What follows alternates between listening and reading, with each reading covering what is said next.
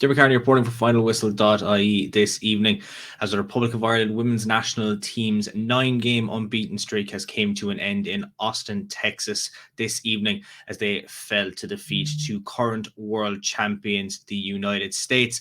It was a fairly entertaining game and one that, despite the defeat, Ireland should definitely not feel too aggrieved by.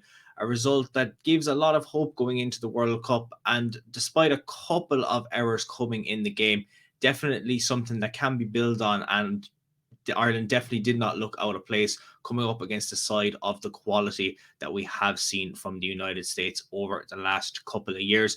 It was Ireland who had the majority of the possession in those early stages. Louise Quinn with a header from Katie McCabe corner in the opening 5 minutes that could have easily gone into the back of the net, but her header just went over the bar. The Americans did have chances, but nothing that really caused Courtney Brosnan a major issue in the Ireland goal. But from there, Ireland did have a chance, especially in the 20th minute. Again, it was Quinn getting a header at the back post from a Katie McCabe corner, but it was a clearance off the line from one of the American players, Alex Morgan, in fact, who was playing in the attack, coming back and managing to clear the ball off the line as Ireland looked like they had done just enough to get an opening goal. 4 minutes later, it was an absolute goal-mouth scramble that almost saw Ireland get another chance at putting the ball in the back of the net, but with tough last-ditch defending from the Americans, managed to clear their lines in the end. They would have a couple of chances, but then the goal would come from the Americans. They had looked a little bit on the back foot. They had those chances, but Emily Fox's strike from just over 25 yards out managed to deceive Brosnan. She was awarded far too much space, and the Americans would go in 1-0 ahead at the break.